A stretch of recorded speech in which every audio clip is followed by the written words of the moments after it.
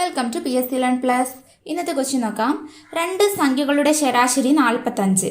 ഒരു സംഖ്യ കൂടി ചേർത്താൽ ശരാശരി 46 എങ്കിൽ ഏത് സംഖ്യയാണ് പുതിയതായി ഉൾപ്പെടുത്തിയത്? അപ്പോൾ എന്താണ്, രണ്ട് സംഖ്യകളുടെ ശരാശരി, ഇവിടെ നമ്പറുകളൊന്നും തന്നിട്ടില്ല, ശരാശരി മാത്രമേ തന്നിട്ടുള്ളൂ. പക്ഷേ പുതിയതായി ഉൾപ്പെടുത്തിയ സംഖ്യ നമ്മൾ കണ്ടുപിടിക്കണം.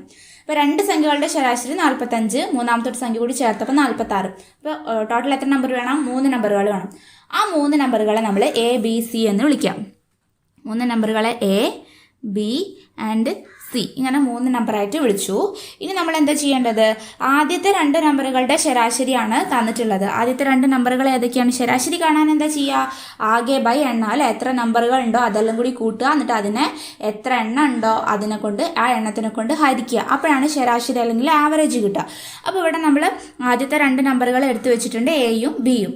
ഈ എയും ബിയും കൂട്ടി അതിനെ 2 കൊണ്ട് ഹരിക്കുക. 2 നമ്പറല്ലേ ഉള്ളൂ, അപ്പോൾ 2 കൊണ്ട് ഹരിച്ചാൽ കിട്ടുന്ന ശരാശരി എത്രയാണെന്നാണ് പറഞ്ഞിട്ടുള്ളത്?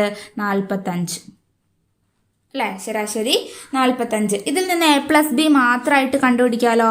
എങ്ങനെ കണ്ടുപിടിക്കും? A+B = ഈ 2/2 അല്ലേ? A+Bനെ 2 കൊണ്ട് ഹരിക്കുകയാണ്.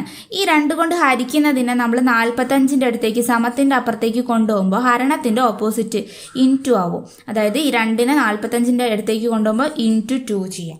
അപ്പോൾ 45 × 2 എത്രയാണ്? 90. അതായത് A+B ആദ്യത്തെ 2 സംഖ്യകളുടെ തുക എന്ന് പറയുന്നത് 90 ആണെന്ന് കിട്ടി. ആദ്യത്തെ 2 സംഖ്യകളുടെ തുക 90 ആണെന്ന് കിട്ടി. ഇനി ഇത് അടവയ്ക്കാം. എന്നിട്ട് നമ്മൾ എന്ത് ചെയ്യുക? അടുത്ത സെൻറ്റൻസിലേക്ക് പോവുക. മൂന്നാമത്തെ ഒരു സംഖ്യ കൂടി ചേർത്തപ്പോൾ ശരാശരി 46. അപ്പോൾ 3 സംഖ്യകളുടെ ശരാശരി എങ്ങനെ കാണും?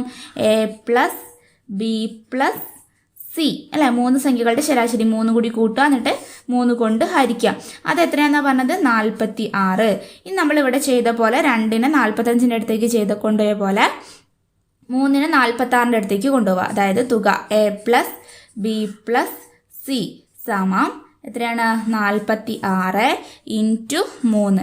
46നെ 3 കൊണ്ട് ഗുണിച്ചാൽ എത്രയാണ്? 138. ഓക്കെ, അതായത് 3 സംഖ്യകളും കൂടി കൂട്ടിച്ചേർത്തപ്പോൾ 138 എന്ന് കിട്ടി. ഇതിൽ നമുക്ക് എന്ത് കാര്യം അറിയാം? A+B എത്രയാണെന്ന് അറിഞ്ഞൂടെ? A+Bൻ്റെ വാല്യൂ നമ്മളിവിടെ കണ്ടുപിടിച്ചിട്ടുണ്ട്. A+B എത്രയാണ്? 90 ആണ്. അപ്പോൾ ഈ A+Bൻ്റെ സ്പേസിൽ നമ്മൾ 90 എന്ന് എഴുതാം. 90 + C അങ്ങനെ തന്നെ എഴുതി. ആണ് എന്ത്? 138. അപ്പോൾ C കാണാതെന്ന് എളുപ്പമല്ലേ?